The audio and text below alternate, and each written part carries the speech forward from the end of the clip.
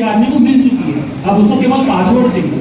पर अगर वहाँ पे आप किसी और ईमेल आईडी से अपना अकाउंट बनाया, क्योंकि चैनल तो किसी भी आईडी से बन जाता है, नाम आप कुछ भी डाल सकते हो, पर अपनी जो मेन यूट्यूब चैनल की जो ईमेल आईडी है उसको आप कहीं भी शेयर मत करो।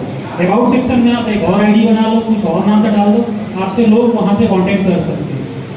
आपका ईमेल आईडी ऐसा सार्वजनिक मत करो, क्योंकि उसका पासवर्ड बस खोल जाएगा। तो उस समय को देखते हुए बस एक लास्ट क्वेश्चन हम अलाउ कर रहे हैं। मेरा मानना वैसा शुरू से नहीं रहा, हम दोनों का खासकर हमारा मानना ये था कि यूट्यूब ऐसा प्लेटफॉर्म है जहाँ पे आप अपना टैलेंट दिखा सकते हो। आपको पहले पता होना चाहिए कि आपका पर्टिकुलर टैलेंट क्या में है। आप दीपक जी को फॉलो करके ब्लॉगर बन गए, सही नहीं है। हमको देख करके कॉमेडियन बन गए, सही नहीं है। आप किसी फूड वाले को देख करके फूड वाला चैनल डाल रहे हो, वो सही नहीं है। किसी म्यूजिक वाले भाई को देख के म्यूजिक बना रहे हो, सही नहीं है। आपको हो सकता है कि आप टीचिंग जॉब अच्छा कर सकते हो, पढ़ाने का आपका स्किल बहुत अच्छा हो, तो आप उस स्किल को पकड़ो ना।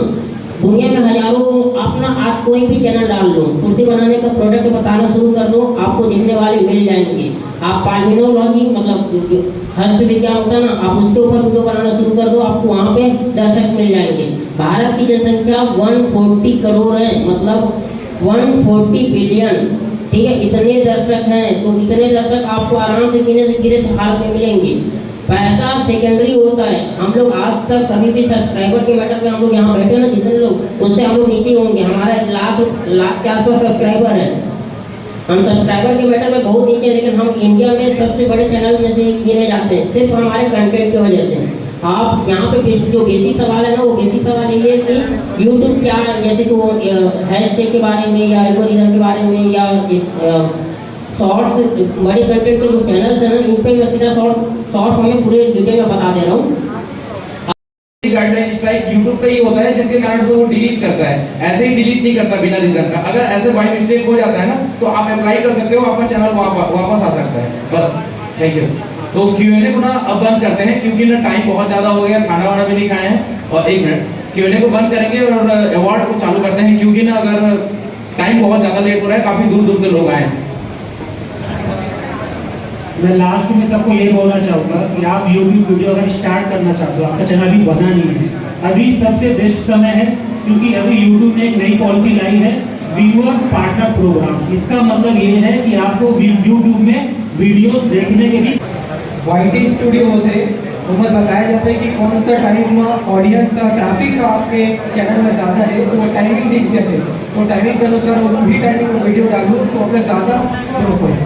तो ये सेशन में हमन एंड कर और बहुत अच्छे एक्सपर्ट्स पर अपन राय ली से, और दीपक भाई कुछ कहना चाहते हैं।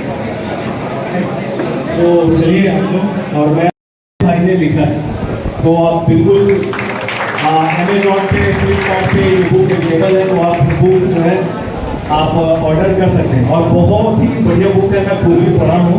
अगर आप है ना, वस्त्र के बारे में बहुत कुछ का बहुत ज़्यादा पता है, बालों के बारे में नहीं पता, सूरज भाई बताएंगे। ये सबसे बड़ा समस्या है, क्योंकि छत्तीसगढ़ ऐसे नहीं कहा जाता है। छत्तीसगढ़ के सभी जगहों पर अलग अलग हेरिटेज है, अलग अलग तरह का उसका इतिहास है।